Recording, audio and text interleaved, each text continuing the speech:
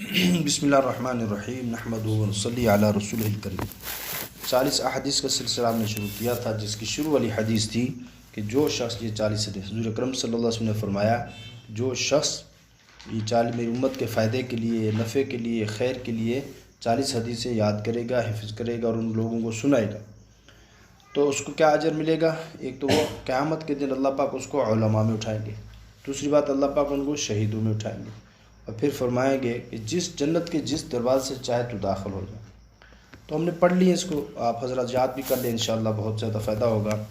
اور چھوٹی چھوٹی حدیثیں روزانہ اگر یاد کرے ایک تو 40 ہو جائیں گی، 40 دن میں 40 ہو جائیں گی، دو کر لیں تو 20 دن میں ہو جائیں گی۔ تو ان کی جو آخری 3 حدیثیں ہیں یہ پڑھ لیتے ہیں، اللہ پاک پھر ان حدیث پر عمل کرنے کی توفیق عطا فرمائے۔ یہ ہم مردوں کے لیے خاص طور پہ یہ حدیث ہے اوپر والی، جو نماز کے اندر ہم کھڑے ہوتے ہیں، کہتے ہیں اللہ پاک کو سب سے جو پسندیدہ جو صف ہے نمازی وہ ہے جو سیدھا کھڑا ہو، سیدھی صف سب سے زیادہ پسندیدہ، کہ اللہ پاک کو سیدھی صف پسند ہے، اسے پسند کرتے ہیں۔ تو قال رسول اللہ صلی اللہ علیہ وسلم لَتُصَوُّنَّ صُفُوفَكُمْ لَتُصَوُّنَّ صُفُوفَكُمْ أَوْ لَيُخَالِفَنَّ اللَّهُ بین وجوہکم۔ نماز تم ضرور بضرور اپنی صفوں کو درست کیا کرو، یعنی نماز میں اپنی صف کو ضرور بضرور درست کیا کرو۔ لَتُصَوُّنَّ صُفُوفَ تاکید کے لیے انہوں نے ترجمے میں نہیں لکھا اس طرح، اس کا ترجمہ ہوتا ہے ضرور بضرور تم اپنی صفوں کو درست کرو، یا اس کا مطلب ہے وگرنہ، ویسے اس کا او کا معنی ہوتا ہے یا اگر نہیں کرو گے تو پھر اللہ کیا کرے گا؟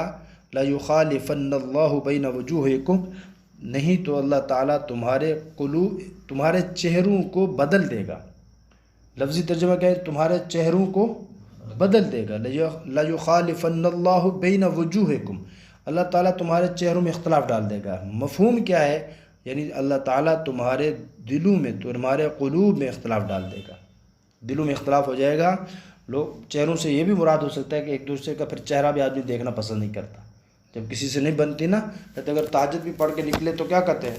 دکھاوے کے لیے پڑھی، اور جس سے بنتی ہے تعلق ہے وہ سینما سے نکلے کہتے ویسے گیا ہوگا کسی آدمی کو دیکھنے کے لیے۔ جب کسی سے تعلق آتا ہے تو اس کی اچھائی پہ نظر ہوتی ہے، جب تعلق خراب ہوتے ہیں تو پھر اس کی ہر اچھی چیز جو وہ بری لگتی ہے۔ جیسے مثال کے طور پر معدہ خراب ہو جائے، اس کو قورمہ، شوارما اور جو نا بریانی اور کوئی بھی چیزیں لا کر رکھے، کیا کرتا ہے؟ بدبو ہے، اسے ایک طرف کر دو۔ بخار ہوا ہے، معدہ خراب ہوا، منہ میں کڑواہٹ آئی، پانی پھیکا لگ رہا، زہر لگ رہا، ساری چیزیں گندی لگ رہی۔ جب کسی کی برائی دل میں آ جاتی ہے تو اس کی ہر اچھائی کو برائی میں بدلتے ہیں۔ کئی مجلس میں اگر کسی 10 آدمیوں نے اس کی خیر کی بات کی، اس کی پسند کی بات کی، اس کی جو ہے اس کی تعریف کی ہے، تو اس بندے کو ضرور ایک بات ڈھونڈے گا، کہتا ہے یار اس کے اندر تو میں نے یہ دیکھا، آپ ایسے اس کی بات چھوڑو یار اس کے بارے میں، کیوں؟ اس لیے کہ اس کے دل میں اس کی برائی بیٹھ گئی۔ تو کیا ہوا کہ اپنی صفوں کو ضرور بضرور سیدھا کرو، یعنی نماز کی صفوں کو سیدھا کرو، وگرنہ اللہ تعالیٰ تمہارے دلوں میں اختلاف ڈال دے گا۔ یہ صحیح مسلم میں یہ حدیث موجود ہے۔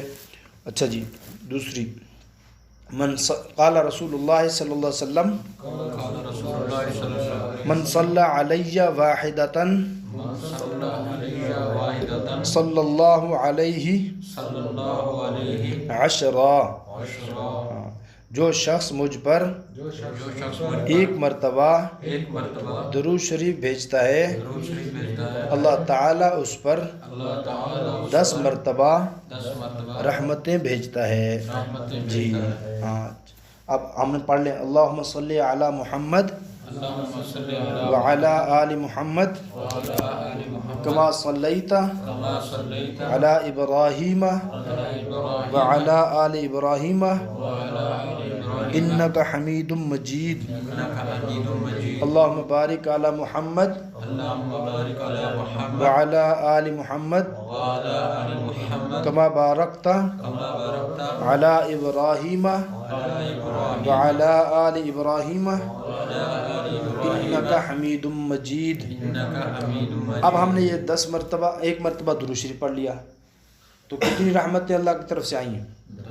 10 رحمتیں اللہ نے نازل کی ہیں۔ شاید کہیں ایسا بھی آتا ہے کہ اللہ 10 گناہ معاف فرماتے ہیں اور جو ہے 10 درجے بھی بلند کرتے ہیں۔ اور درود کی وجہ سے ایک صحابی نے کہا یا رسول اللہ میں دعا کرتا ہوں اور درود پڑھتا ہوں اتنی مرتبہ، آپ نے فرمایا درود تو تھوڑا اور زیادہ کر دے۔ زیادہ وقت وہ دعا میں لگاتے تھے، کم وقت درود میں۔ فرمایا ٹھیک ہے، یہ بھی ٹھیک ہے، تھوڑا درود اور بڑھا دو۔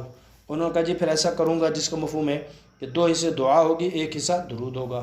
آپ نے فرمایا یہ بھی ٹھیک ہے، تھوڑا اور اضافہ کر دیں۔ تو اس نے کہا اچھا ایسے کروں گا، آدھا وقت دعا پہ آدھا وقت درود پہ۔ آپ نے فرمایا یہ بھی ٹھیک ہے، تھوڑا درود کو اور بڑھا دیں۔ تو انہوں نے کہا یا رسول اللہ پھر 3 گنا جو ہے وہ درود اور 1 گنا دعا۔ آپ نے فرمایا یہ بھی ٹھیک ہے، درود کو تھوڑا اور زیادہ کر دیں۔ تو آپ نے اس نے کہا کہ یا رسول اللہ پھر تو میں درود ہی پڑھتا رہوں گا۔ فرمایا تو درود پڑھتے رہنا، اللہ تعالیٰ تمہارے کام کرتا رہے گا۔ یعنی جس کو جب بھی پریشانی ہو تو کیا کرے، 2 رکعت نماز نفل پڑھ لے، اس کے پر درود شریف پڑھ لے، استغفار کر لے، اور جو ہے اور کچھ ایسی مصنوع دعائیں پڑھے، اللہ پاک ضرور دعا قبول فرماتے ہیں۔ مترجم صاحب فرماتے ہیں کہ یہ گھر کے اندر پریشانی آئے اور وہ سارے جو ہے چھوٹے موٹے مل کر دعا میں لگ جائیں، 2 رکعت نماز نفل پڑھ لیں، اللہ کے مبارک ناموں سے پکارنا شروع کریں، تو اللہ کی شان کے خلاف ہے کہ ان کے ہاتھ ان کو خالی لوٹا ہے۔ یہ اللہ کی شان کے خلاف، اللہ غیور ہے کہ ہاتھ اٹھائے اور خالی کرے، یہ نہیں ہو سکتا۔ ہاں نقصان کی چیز مانگتے ہیں تو وہ اللہ پاک نہیں دیتے۔ جی تو کیا کرنا ہے، درود کثرت سے پڑھنا ہے۔ قال رسول اللہ صلی اللہ علیہ وسلم انما الاعمال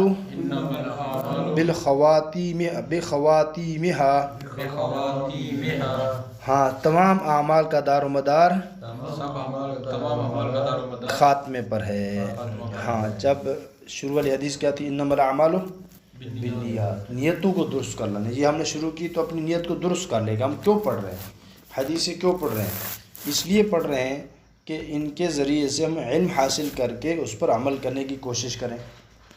جو حدیثیں ہم نے یاد کی ہیں ان کو اچھی طرح سے لوگوں تک پہنچائیں، کتاب اپنے پاس رکھیں، چھوٹی حدیثیں یاد کر لی جا کر لوگوں کو سنائیں۔ فضائل کی حدیثیں ہیں، بعیدوں کی اس میں نہیں ہے، فضائل ہیں زیادہ۔ اور فضائل سنانے سے کیا ہوتا ہے، شوق پیدا ہوتا ہے کہ آپ کو نماز پڑھنے پہ اتنا اجر ملے گا۔ کہتے ہیں نا، میں بیان میں بھی عرض کرتا ہوں کہ بھئی اللہ کو کریم بنا کر پیش کریں، اللہ کو کریم بنا کے، منتقم نہیں کہ انتقام لے گا، بس دیکھے گا تو تو صحیح۔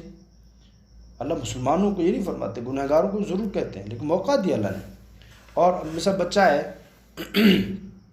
اس نے گھڑی توڑ دی، پتھر مار کے گھڑی، اب قاری صاحب کہیں پکڑ کے لے آؤ، 6-7 بچے جاتے اس کو پکڑ کے کھینچتے، قاری صاحب وہ ادھر کھینچ رہا ہوتا ہے، وہ ادھر کھینچتے وہ ادھر کھینچتا ہے، اس کو پتہ ہے کہ ڈنڈا پڑے گا، اس کو پتہ ہے قاری سے پٹائی کریں ماریں گے، کوئی بھی استاد ہے یا بڑا ہے والد ہے مارے گا تو نہیں آئے گا شوق خوشی سے۔